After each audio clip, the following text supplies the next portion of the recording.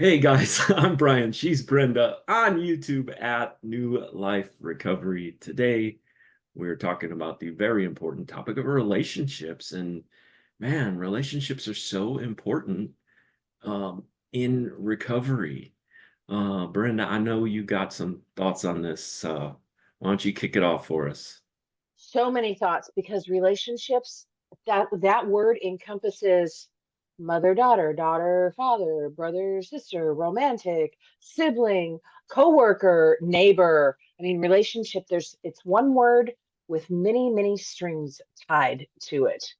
So often what works in one relationship will not work in another relationship and probably should not work in another relationship. I think it's always amazing when families treat strangers better than they do their own family. You have people out there, good works, good works, good works, and then they come home and they're so mean to each other. And yet, other families, one of these shows I really like to watch, I didn't really come from the family structure like this, but I do truly believe that there are some mothers out there that when they embrace their child, they are really trying to protect them. I believe that it exists. I don't. I haven't experienced it. So sometimes in a shortcoming of a relationship like that, it can damage you. And if you don't realize that just because it didn't happen to you doesn't mean you're unworthy, it just wasn't your experience. But it took me so long to get to that point because you see everybody else has it and you don't. And you wonder why you're less than because you don't feel less than. So relationships can be really tricky. They can really affect short term and long term, but everybody's relational. Even if you're an introvert, you still have some sort of relation out there that you still connect with people. Whether, go ahead. Yeah, jump. What you reminded me of is, people had a difficult situation with their father, and so they can't picture God as a loving God. That's what that reminded me of. Like, That's you know, exactly you right. you know it's out there, but I didn't have that experience. And it's so true. Um, Difficult relationships can lead us to or keep us in addiction. I ask this question to my members all the time. How many of you have ever um, got into a fight with your significant other and said, got a case of the F-its, let's just go use. Oftentimes that difficulty leads to it. But isn't it interesting too that we need relationships for the healing to begin? Um, I know in my case, especially addiction to pornography, anything like that, but addiction in general, it's done in secret oftentimes, you know, 100%. Yes. and so you healing begins when we begin to, have the courage to say, you know what, I have a problem. Relationship is vital to recovery. Like I need help. And it wasn't until I came clean and said that I need help that I began to recover from pornography addiction. And but it takes that humility and wisdom. It takes strength. It takes a strong person to say, Courage. yeah. Hmm. Um, but it reminds me of there's a principle in the Bible, and even if you're not a spiritual person, this applies. In fact, I use the principle. I don't use the actual Bible verse in my teaching at work as an addiction counselor. But the Bible says, be anxious for nothing, but in all things through prayer, supplication, with thanksgiving, let your requests be made known to God. And the peace of God that passes understanding will guard our hearts and our minds. Well, that's interesting.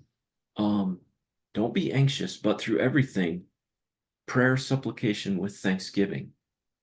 And if we Okay, you're right, but we have to have a coping skill to not be anxious because saying it is one thing, putting it into action is another. How do we not be anxious? It's in those relationships with God, with our support system. It's very hard to heal in an environment where you that hurt you. Yeah, So it's really difficult. It's great, and I totally am behind that 100%. It's just so hard to achieve. And I just wanted to make that clear. It's hard. You can't just say it and go, oh, okay, well, poof, I'm not anxious anymore. Does not Right. work like that.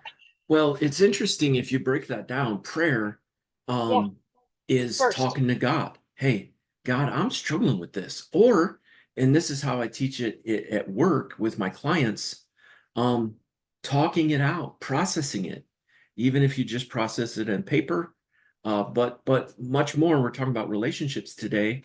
Find a counselor, find a pastor or a teacher, rabbi, talk to one of your friends, talk to your spouse. Hey, I've got these issues. So prayer, but then supplication, ask for help. So if you're a spiritual person, God, I'm struggling. Could you intervene? And that's where many of us get stuck, Brenda. I don't want to ask for help, or I don't think I need help, but that Or I've messed supplication, everybody over. Nobody's going to help me now. mm, And then go ahead, supplication. yeah, that's it. Like asking for help. Would you intervene? And that's where I go to NA, I go to AA, I go to a spiritual meeting. That's where I ask for help from a counselor or from God or from another friend. Brenda, will you hold me accountable? My best friend and I, he's been sober, consistently sober for 10 years, or probably over 10 years now. He'll call me from time to time and say, Brian, I'm having a drug dream. you know Mhm. that's accountability. That's prayer, talking about it. But supplication, hey, will you help me? Will you remind me? you know and then that tool of gratitude, of course, which we talk a lot about. But yeah, just being humble, having the courage, like you said, being courageous enough to say, I need a little help. That the picture that I showed you earlier of two friends sitting on top of a VW bus. Like, man, you Yeah. could use a friend. That's true. Like, man, we need each other. Well, and the thing about addiction is it's not scary when you get in addiction because you don't know you're getting in it.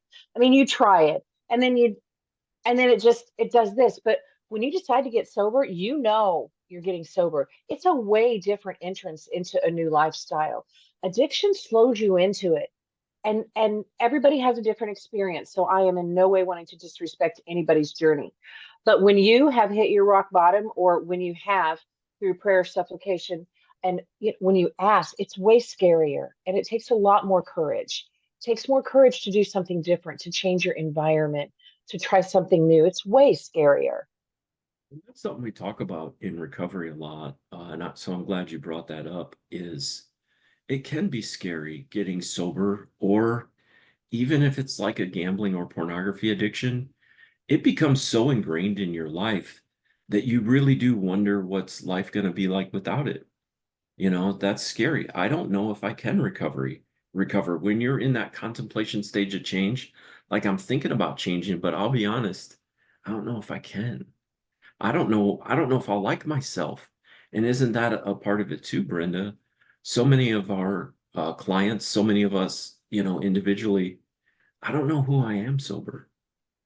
You know, I don't know what I like besides this addiction. I was a different person in my 20s and I was a different person in my 30s. Of course, you're going to be a different person when you get sober, but we want to be a different person. I don't want to still be who I was in my 20s. I Yeah. mean, I had whatever, it was my 20s. That's all I'm going to say. But I'm glad that I had every experience, and I'm glad that I chose to learn from it. And it's amazing that I'm still here. I think it's amazing we're all still here. Yeah. Um, But we have that so just much speaks to protection. the, it just speaks to the, what you said about it's scary, Yeah. change is scary, but you're right. I don't want to be the same person. Well, I think that's a good place to wrap up. Guys, I'm Brian. She's Brenda on YouTube at New Life Recovery. Until next time, love you, God bless you, and be well.